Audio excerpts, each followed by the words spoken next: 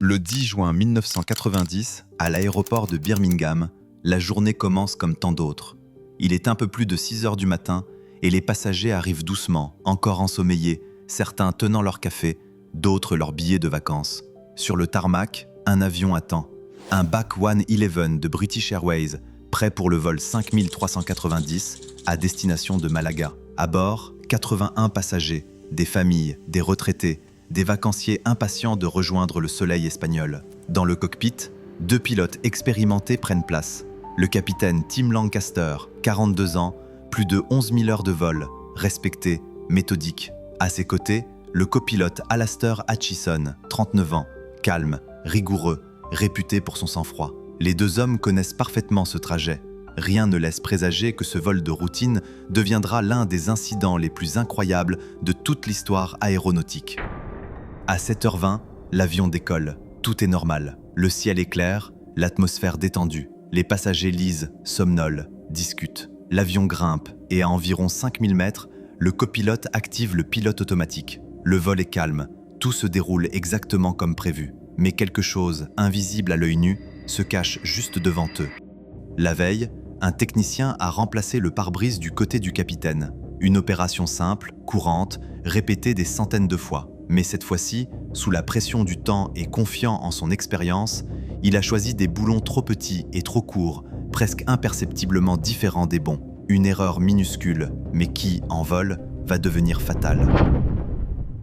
13 minutes après le décollage, à 7h33, sans avertissement, une détonation déchire le cockpit. Le pare-brise du capitaine s'arrache entièrement et disparaît, aspiré par la pression extérieure. L'air, sous haute pression dans la cabine, est projeté vers l'ouverture avec une force monstrueuse. Le capitaine Tim Lancaster, attaché à son siège, est littéralement arraché de son poste. Son corps est aspiré hors du cockpit, projeté vers l'extérieur, tandis que seules ses jambes restent coincées sous le tableau de bord. Le copilote Hutchison est projeté en arrière par le souffle glacial. La porte du cockpit est arrachée et vole dans l'allée, affolant les passagers. Le vent hurle, les papiers s'envolent, les alarmes sonnent, les instruments tremblent. En quelques secondes, le cockpit devient un chaos total. Un steward, Nigel Ogden, se précipite dans le cockpit après avoir entendu l'explosion. La scène qu'il découvre est terrifiante. Le capitaine est à moitié dehors, collé contre la carlingue par un vent de plus de 600 km/h. Son visage est déformé, son corps fouetté par le froid. Ogden se jette sur les jambes du capitaine et tire de toutes ses forces pour le retenir. Il pense que le capitaine est déjà mort, mais s'il le lâche, son corps pourrait frapper l'aile, entrer dans le moteur ou déstabiliser l'avion. Alors il serre, encore et encore, malgré la douleur, malgré le vent qui le brûle. Le copilote tente de reprendre le contrôle, mais il ne voit presque rien. L'air glacé lui fouette le visage, les alarmes saturent ses oreilles. Les documents nécessaires aux procédures d'urgence se sont envolés. Il tente d'envoyer un Mayday, mais la radio se coupe.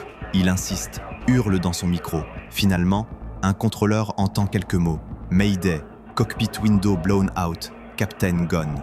2 autres membres d'équipage arrivent pour aider. Ils prennent position autour d'Ogden, s'agrippent à leur siège, retiennent avec lui les jambes du capitaine. Ensemble, ils résistent à la force du vent, leurs muscles brûlants, leurs bras gelants au contact du froid. Le capitaine est inconscient mais toujours vivant, suspendu à l'extérieur de l'appareil, exposé à une température de moins de 17 degrés. De son côté, Hutchison fait descendre l'avion aussi vite que possible pour atteindre un niveau respirable. Il doit piloter manuellement, sans checklist, sans aide visuelle, presque aveuglé par le vent. Il décide de se diriger vers l'aéroport de Southampton, le plus proche. À l'arrière, les passagers sont terrifiés. Ils voient des objets voler dans le couloir. Certains sentent que l'avion plonge. D'autres aperçoivent la porte du cockpit au sol. Les hôtesses tentent de les rassurer, de garder le calme, même si elles-mêmes ne comprennent pas entièrement la situation. Dans le cockpit, les minutes semblent interminables. Les membres d'équipage perdent peu à peu leur force. Ogden commence à souffrir d'engelure. À un moment, il sent qu'il va s'évanouir et doit être remplacé. Le vent est si violent que même les respirations sont difficiles. Pourtant, aucun d'entre eux n'abandonne. Ils tiennent le capitaine, même s'ils pensent le retenir uniquement pour éviter une catastrophe supplémentaire. Hutchison, concentré, aligne l'avion pour l'atterrissage. Mais les conditions sont extrêmes. Le cockpit est ouvert, l'air glacé pénètre, la vitesse est difficile à réduire, l'avion tremble. Malgré tout, le copilote maintient son cap. Il approche, ajuste, corrige. À 7h55, après 22 minutes d'un combat inimaginable, il pose finalement le Back 111 sur la piste de Southampton. L'atterrissage est si maîtrisé que certains passagers croient à une simple urgence technique. Mais dans le cockpit, l'état de l'équipage raconte tout autre chose. Le capitaine est toujours suspendu à l'extérieur. Les hommes qui le retenaient sont épuisés, gelés, traumatisés. Les secouristes montent à bord. Lorsqu'ils ramènent le capitaine à l'intérieur, il est rigide, bleui, son corps meurtri.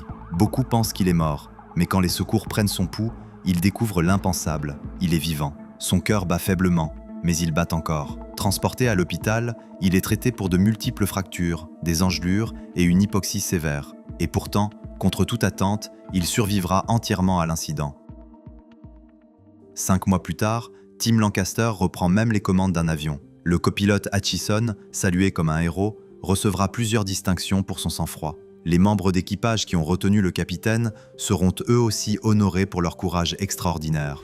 L'enquête révélera que l'accident a été causé par la pose de boulons incorrecte lors du remplacement du pare-brise. Une erreur de moins d'1 millimètre qui a presque coûté la vie à 82 personnes. Depuis, les procédures de maintenance ont été complètement revues et l'incident du vol British Airways 5390 reste un cas d'école étudié dans le monde entier. Ce vol restera à jamais dans l'histoire comme l'un des épisodes les plus incroyables de l'aviation. Un pare-brise arraché, un pilote aspiré hors du cockpit, des membres d'équipage retenant un homme dans le vide, un copilote seul aux commandes. Et pourtant, aucun mort. Un véritable miracle aérien.